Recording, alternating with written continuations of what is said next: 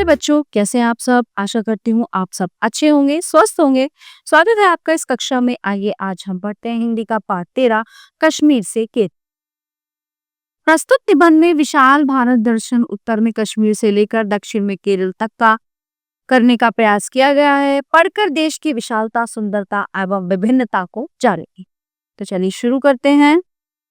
विशाल भारत के दो छोर हैं। विशाल मतलब बहुत बड़ा, कन्याकुमारी और हिमालय। कन्याकुमारी की सागर तरंगे अपने मंदहास से हमें चकित करती हैं। सागर के झाग को देखते देखते मन में आया कि एक बार कश्मीर की बर्फीली चोटियों की झांकी मिले तो कितना अच्छा हो। यात्रा साहित्य में कश्मीर का वर्णन पढ़ते पढ़ते ये इच्छा बार बार उभर उठती थी। ईश्वर की इच्छा मुझे कोरी कल्पना से ही संतुष्ट रखने की नहीं थी। उसने मुझे कश्मीर को देख लेने का सुयोग दिया, यानी कि अच्छा सुख। और एक दिन गो श्रीनगर यानी कि कोचीन से मैं श्रीनगर के लिए रवाना हो। कश्मीर का नाम प्रत्येक भारतीय को लुभाता है। किसी ने यहाँ तक कहा है कि पृथ्वी पर अगर कहीं स्वर्ग है तो वो यही है। कहा जाता है कि आज जहाँ घाटी है वहां पहले सतीसर झील थी, जो पर्वतों की बरस के पिघलने से बनी। महाभारत काल से ही कश्मीर के शासकों की गाथाएं मिलती हैं। आगे प्रामाणिक इतिहास के युग में सम्राट अशोक ने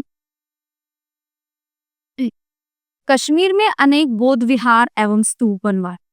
इतिहास की लंगी परंपरा में सम्राट ललितादित्य का नाम विशेष रूप से उल्लेखनीय है, जिसका साम्राज्य बहुत ही समृद्धिशाली थी। वे स्वयं साहित्यकार और कला प्रेमी। कोचीन से श्रीनगर की लंबी यात्रा में रेल द्वारा अनेक प्रदेशों से गुजरता हुआ मैं जम्मू तभी पहुंचा। जम्मू के पर्वतीय नगर से श्रीनगर की बस में बैठते समय मन जोशीला था। प्रभाती पवन में चुभन भरी शीतलता थी। सोचा कि 5-6 घंटे की यात्रा होगी, मगर 12 घंटे की यात्रा की बात सुनकर पहले कुछ घबराया। जब सुना कि एक ही चालक पूरे 12 घंटे चलाएगा तब तो और भी सकपक आया। एक तरफ ऊंचे पहाड़ों से भरी पत्थरों के लुढ़क कर गिरने की संभावना और दूसरी तरफ जरा सा फिसलने पर पाताल में बहती चिनाब की तीव्र धारा में गिर जाने का भय। चिनाब नदी। वैसे पहाड़ी पथ पर बस में चलने की आदत केरल वासियों के लिए नई नहीं है। कालीकट एवं कैन्नूर से मैसूर का रास्ता इसी तरह का है। कोट्टायम से तक्कड़ी का रास्ता भी कम पहाड़ी नहीं है। वहाँ कभी कभी इक्के दुक्के जंगली हाथियों के आक्रमण का भी डर रहता है। तो भी हिमालय की गोदी में जितनी विकट दशा है उतनी अन्यत्र नहीं। रास्ते में देखा कठोर प्रकृति से संघर्ष, समझौता और प्रेम करके कितने ही मामूली लोग अति दुर्गम ऊंचे पर्वतीय प्रदेश में भी कृषक जीवन बिताते हैं। जंगल में मंगल करते हैं। रास्ते में बीच बीच में छोटे छोटे कस्बे आते हैं। दुकानों की कतारें, छोटी बड़ी पाठशालाएं, होटल, सिनेमा घर। देहाती इन्हीं शहर ही मानते हैं। चढ़ाई और उतराई, उतराई और चढ़ाई का बारी बारी से अनुभव करते और जहां तहां थोड़ा सा विश्राम नाश्ता करते हुए शाम को 4:30 बजे बनिहाल गेस्ट हाउस के सामने पहुंचे। स्थानीय भूगोल की जानकारी के अभाव में कैसे पता लगता कि हम कितनी ऊंचाई पर हैं। ठीक है, यहाँ जलपान और विश्राम में पहले से अधिक समय लगा तो कुछ देर चहलकदमी करता। बगल की दुकान पर मंगलोर की बनी बीड़ियों का बंडल देखकर कौतूहल हुआ। छोटी छोटी जरूरी चीजें सारे देश को कैसे एकता में कर देती हैं। खोजने पर केरल का बना साबुन भी शायद मिल जा। बस अब तेज चाल से जवाहर सुरंग की ओर बढ़ी और इस पथ को पार करते हुए पुलकित हुए बिना नहीं रह सकते। इंजीनियरों की अद्भुत प्रतिभा, अदम्य साहस और कार्य शक्ति ने इस दुर्गम पर्वत में विशाल सुरंग पथ बनाकर कश्मीर और शेष भारत का पथ पूरे वर्ष भर चलने लायक बना दिए। प्रकाश धारा बहाती, सीटी बजाती बस सुरंग पथ से आगे बढ़ रही थी। रोमांचकारी दृश्य था। मानव शक्ति से यंत्र शक्ति की श्रेष्ठता को मानते हुए हम आगे बढ़ रहे थे। विचारों में डुबकी लगाए रहने से पता ही नहीं चला कि जवाहर सुरंग हमने कब पार कर। अब बस उतार पर चलने लगी, जिसे ढलान कहते हैं, और नए समतल स्थान काजीगुंड में पहुंची। काजीगुंड से श्रीनगर की यात्रा समतल थी, इसे बड़ी तेजी रही। पर्वतीय भूमि की जगह भारत के अन्य नगरों के समान किसी नगर का चक्कर लगाने का ही अनुभव हो रहा था। 2 घंटे में हम श्रीनगर पहुंचे। कश्मीर की राजधानी ज्योतिर्मय नगर श्रीनगर की राजकण को प्रणाम कर मैंने अपने को धन्य माना।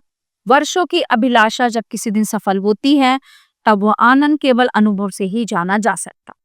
बर्फ और केसर के नगर में कदम रखने पर मेरी पहली मानसिक प्रतिक्रिया इस योग पर भगवान को धन्यवाद देने की थी।